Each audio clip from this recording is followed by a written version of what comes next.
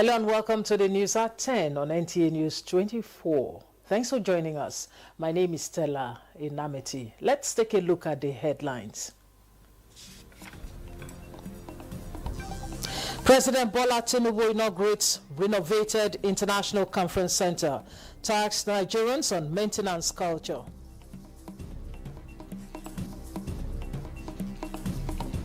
Mechanized agriculture.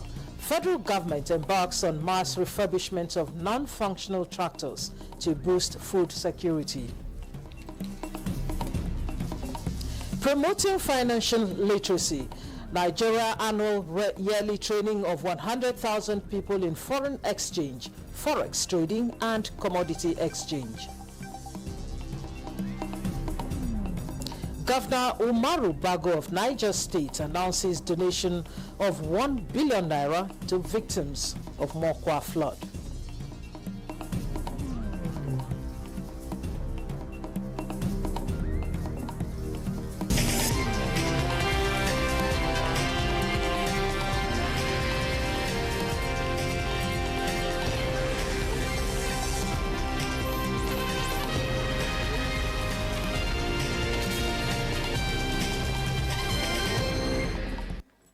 Good to have you join us.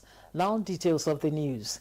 The newly inaugurated International Conference Center has been renamed Bola Tinubu International Conference Center, with a call on potential users of the rehabilitated FDFs to be ready to pay for proper sustainability.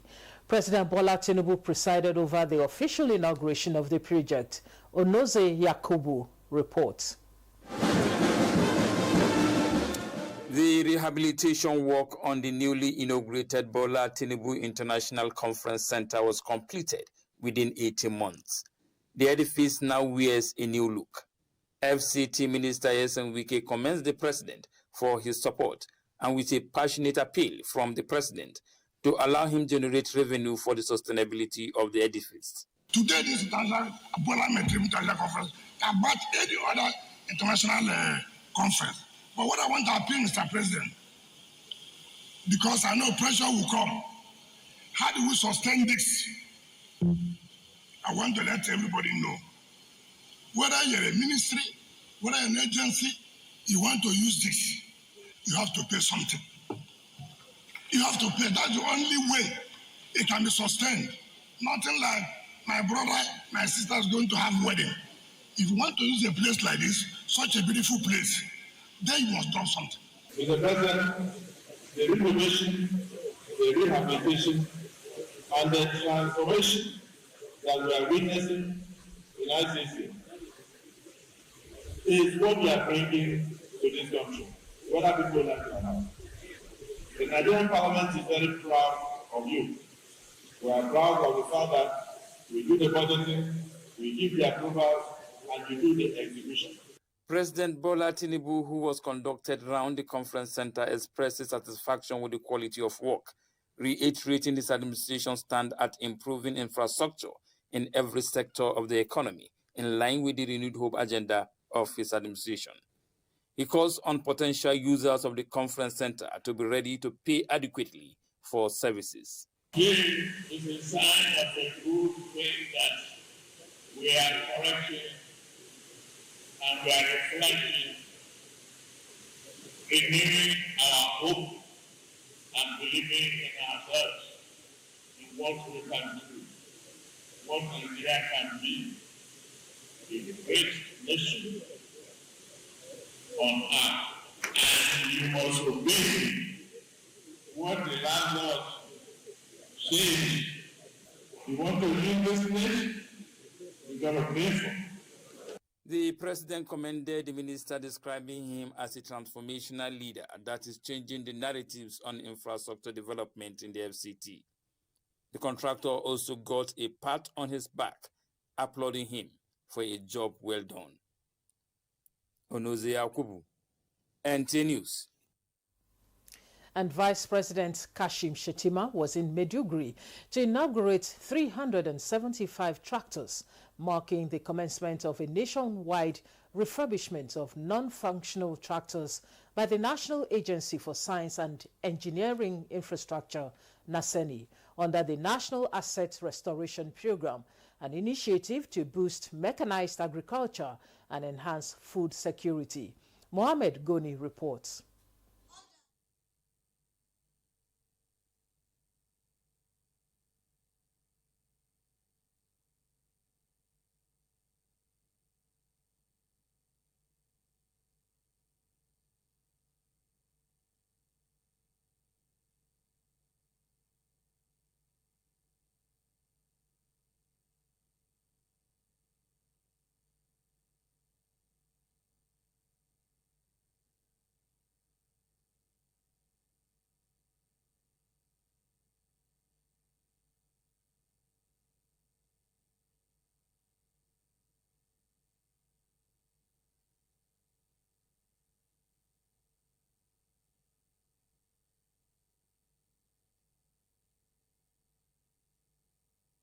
In our collective quest for solutions, the direction NASENI is headed is one driven by action, impact, innovation, and awareness of what the nation needs. It takes clarity of purpose to embark on a mission such as this. This is not just a program. It is a movement, and every movement needs momentum. Our national survey revealed that Nigeria holds over 47,000 broken down but serviceable agricultural and law enforcement assets. The cost to replace them will exceed 14 trillion. But at NASENI, we ask a simple question: why replace them when we can restore them? Through the National Asset Restoration Programme, which will be implemented across the country, NASENI will be saving Nigeria over 10 trillion naira, according to the Executive Vice Chairman CEO of NASENI, Mr. Khalil Suleiman Halil. Mechanization remains the heartbeat of modern agriculture. According to FAO's recommended tractor density of 1.5 horsepower per hectare, Nigeria requires a minimum of 750,000 functional tractors to meet its agricultural needs. This strategic focus on restoration rather than replacement is fully aligned with the renewed hope agenda of His Excellency President Bola Ahmed Tinubu, GCFR, who also serves as the chairman of the governing board of NASENI. It is under his leadership that this bold national redirection has taken shape. With effective implementation of the National Asset Restoration Programme, it is expected that livelihoods will be rebuilt, food system will be strengthened, economic activities in the rural areas will be revitalized, and more values will be added to Nigeria's economy. In Maiduguri, Mohammed Goni, NTA News. Economic reforms in the last 2 years of the present administration have been adjudged as largely successful, owing to slowing inflation, GDP and currency growth, in addition to increased investor confidence, among other indicators. This is the view of the Independent Media and Policy Initiative during a World Press Conference in Abuja. Benny Adams reports. For 2 years, the economic winds across Nigeria have been swift with unfamiliar currents. But today, key players in Nigeria's economy say the challenging times are in fact laying the groundwork for a brighter future, which is already here. The immediate reflection of the positive move inherent in the unification of the foreign exchange windows is the increase in revenue for states and local governments and a reduction in public debt. The federal government revenue rose by 82.4% from 6.8 trillion in 2023 to 12.4 trillion in 2024, driven by the unification of the foreign exchange rate, enhanced tax administration, and reforms in treasury remittances, according to data sourced from the World Bank.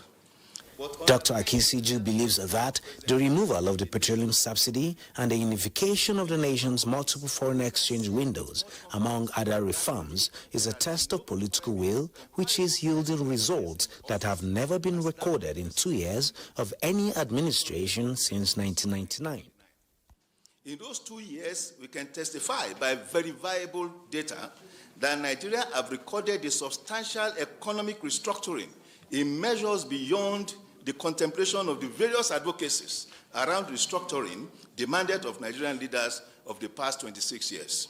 Dr. Akinsiju believes that with energy independence on the horizon, green shoots in agriculture, a healthier treasury, and a global confidence rebound, in addition to jobs on the rise, Nigeria is on the path of sustainable growth. The Independent Media and Policy Initiative appeals to governments to ensure that these hard-won gains translate into tangible improvements for every Nigerian. In Abuja, Benny Adams, NTA News. The Lagos-Calabar Coastal Highway, no doubt, is a giant leap towards massive and eco-friendly infrastructure development in the country.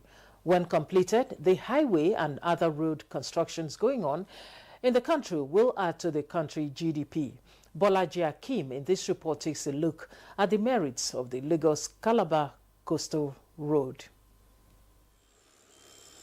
The 750-kilometer Lagos-Calabar Coastal Highway is a brainchild of President Bola Ahmed Tinubu.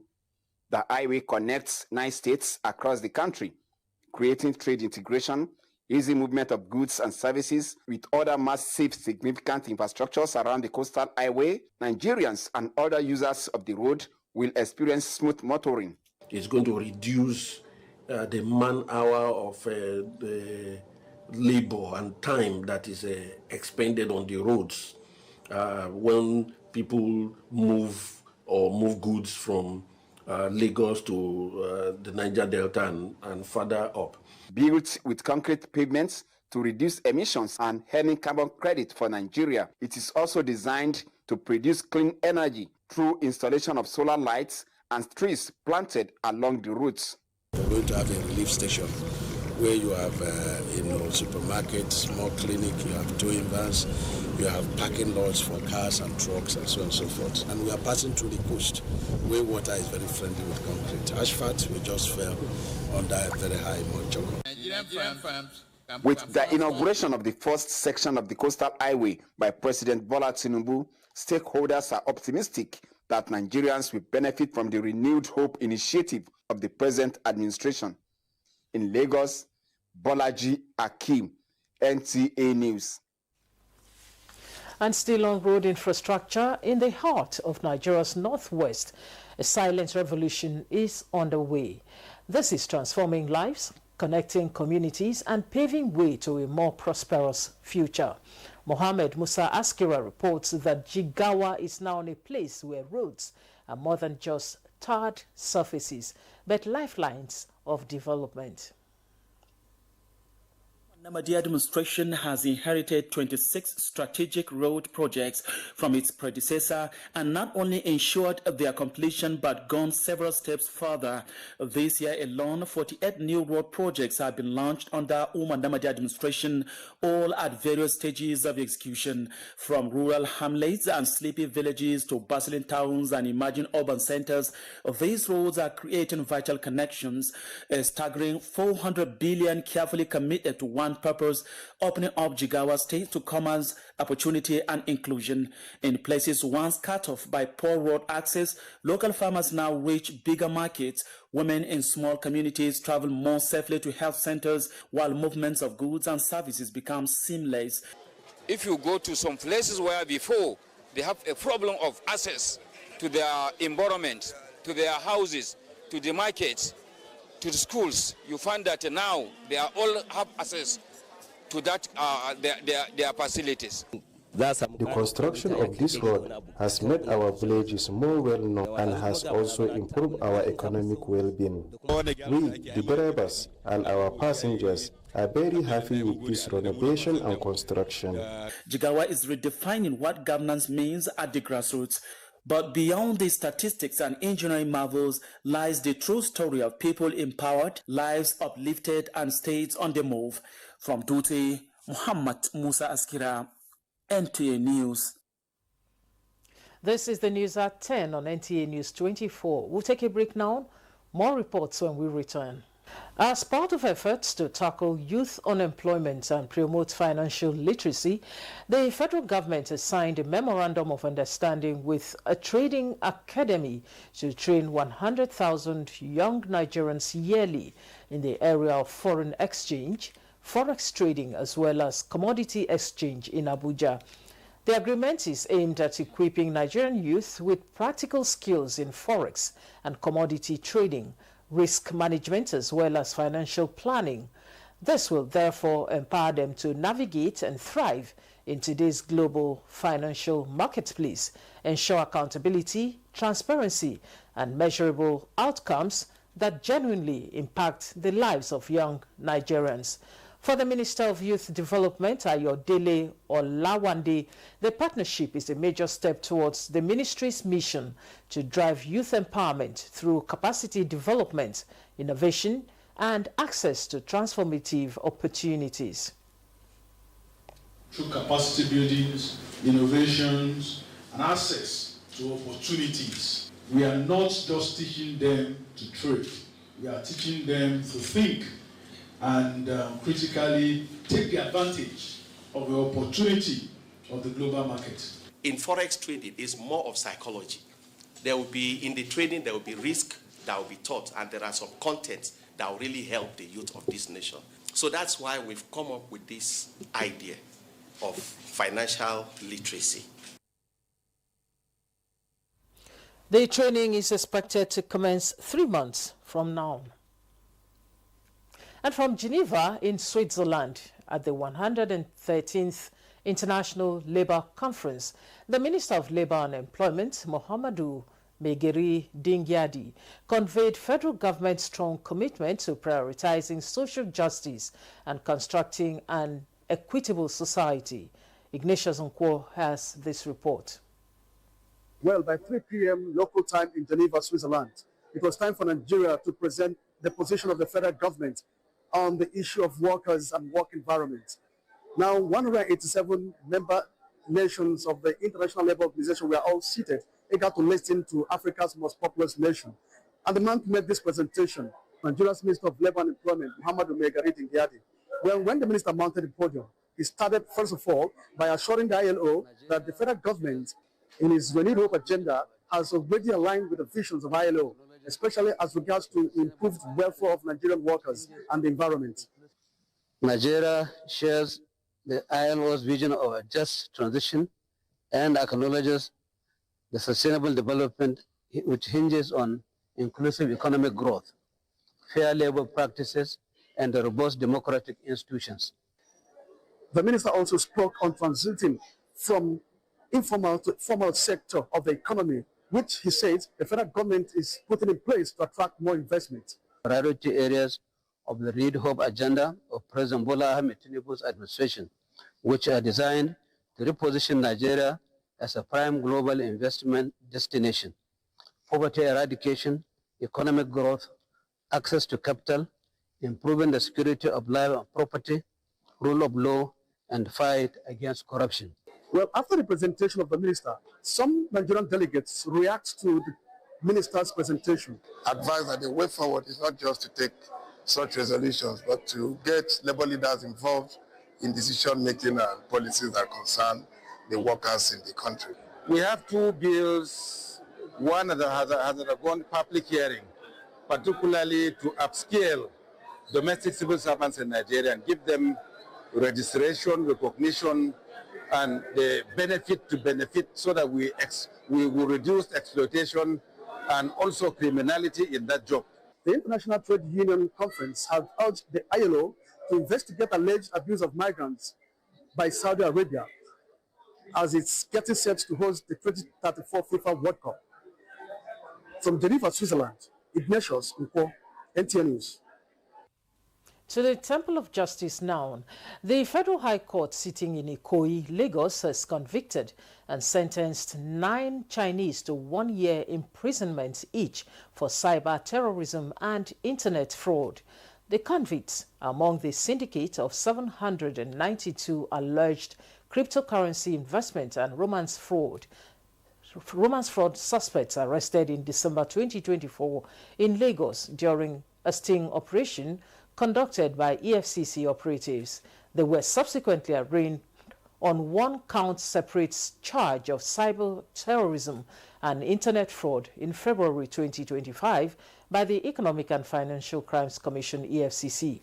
They initially pleaded not guilty to the charges. However, during the sitting on Thursday, June 5, 2025, they changed their plea from not guilty to guilty. In view of their pleas, Justice Osiago convicted and sentenced each of the defendants to 1 year imprisonment, starting from the date of arrest, with a fine of 1 million naira each. The judge further ordered that upon completion of their prison sentence, the Comptroller General of Immigration should ensure that they are repatriated to their country of origin within 7 days. The mobile phones, computers, laptops and routers seized from them at the time of arrest were forfeited to the federal government. Talking politics, the Governing All Progressives Congress, APC, Rivers State Chapter, says there is no existing platform within and outside Rivers promoting the reconciliation of the suspended Governor Siminalayi Fubara and Minister of the Federal Capital Territory, Nyesom Wike. State Chairman of the party, Tony Okocha, says the widespread statement that President Bola Tinubu might reverse the emergency rule is untrue, affirming that the rule was already gazetted by the two houses of the National Assembly. Within the bounds of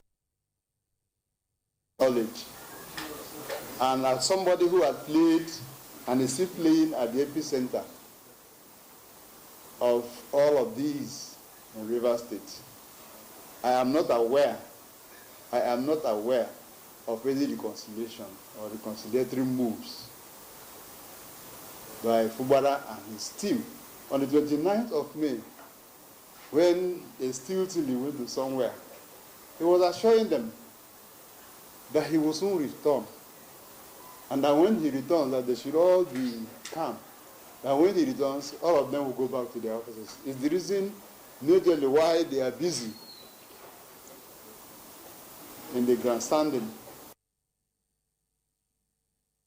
Kocha adds that the recent media attacks on Wike's personality were irrational and appeal to those who specialize in using unprintable languages to score cheap political points to deceased. From politics, let's go to health.